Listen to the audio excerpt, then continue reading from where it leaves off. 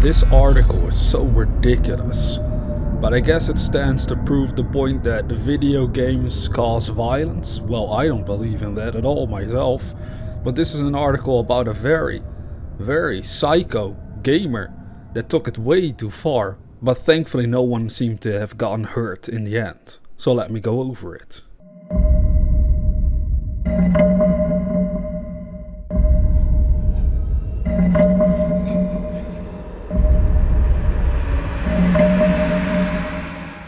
So we have this website here called The Gamer, and they have an article here about MihoYo, which is the studio behind certain games coming from China.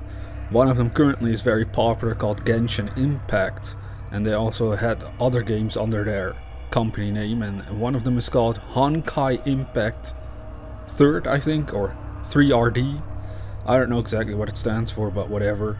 That's one of the games that they published through that company, and someone got very upset about a update that was coming to the game concerning apparently bunny suits. Like, they wanted to give an update to the West for this game where players could get girls with bunny suits, and a Chinese player, because this company is based in China, right?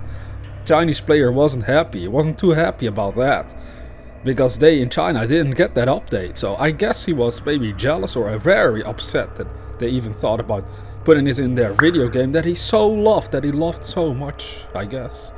So this is what they had to say. Someone was arrested in Shanghai over the weekend following the alleged failed assassination attempt of a developer at the MihoYo headquarters. Details have surfaced this morning in relation to alleged assassination attempt at a studio in China. The studio responsible for Genshin Impact, headquarters in Shanghai, was reportedly infiltrated by a man with a knife. Various reports claim the suspect, who was arrested shortly after making it into the building, planned to kill MihoYo's two founders and then himself. The unnamed person was apparently upset by a recent update to Honkai Impact, another of MihoYo's mobile games. Now here's where it gets really weird. The update added bunny costumes and related dance moves. So, very sexy, right? It added that to the game, but only in markets outside of China, where the elements of that update were not applied. Players of the game in China still got wind of the bunny girl additions, and after backlash, they were removed. So I can see this where certain players, if you're really passionate about a game and the developers decide to update it in a way that makes it look strange to you.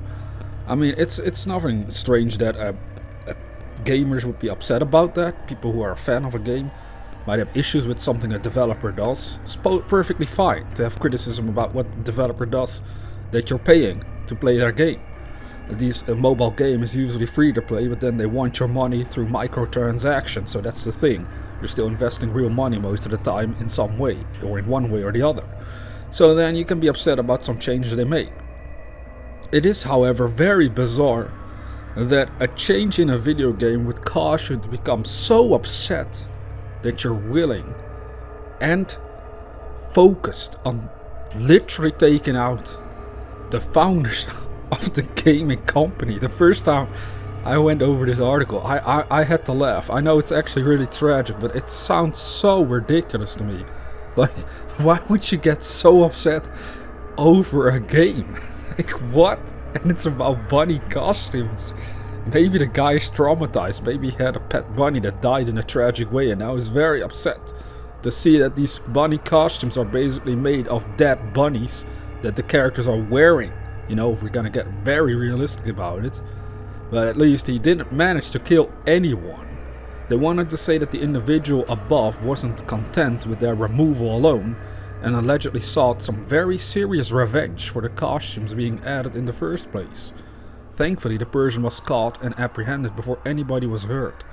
It's thought that the update was not rolled out in China due to the country's authorities deeming the costumes to be inappropriate. It's unclear at this time whether the individual was angered by the update not being applied in China, or his actions were a reaction to it being launched anywhere. Yeah, I mean, a good question, right? At the end of the day, the fact that he even went this far shows that he's not really in a proper state of mind. He's kind of insane, let's just put it what it is. I mean, anyone that gets this upset over a video game needs to get some help as soon as possible before they actually do murder people. So again, as I said in the intro, I don't believe video games make people violent. I think people that are already having some sort of underlying tendency for strange and bizarre thinking, that's what causes the violence. So then a game or a movie or a TV series can sort of feed into their own twisted fantasies, causing them to act in grotesque ways. So in this case, I wonder if they're gonna spin this in a way that it's the fault of the video game. I hope not. I'm sure not. That sounds too crazy in this case anyway. But I'm glad they actually managed to catch the guy. Because if they were to take out the founders of this company, you know, I'm not gonna lie, I did play a little bit of Genshin Impact myself. Like anime girls. You know, I've played it myself. It was kind of fun, but a bit too much grindy for me. I had to do too much stuff to level up, where I was like, you know, screw this, I'm gonna play another game. And I didn't get upset or anything about it like this guy. I would just go on with my life. That's what this guy should have done himself. But hey, there's always a strange one out there among us. That's how it goes in society. So I guess now he's in police custody and they're trying to figure out what happened. And knowing that it's in China, I'm sure it's not as much fun to be arrested over there compared to over in the West. Of course, it's not fun in the West either. But China, being the country that it is, it might be a little more disturbing what actually happens to people that break the law, just based on their societal structure. Anyways, that's all I wanted to share real quick through this video, and very soon we're gonna get on with the serial killer cases. So until then, dear viewer, have sweet dreams.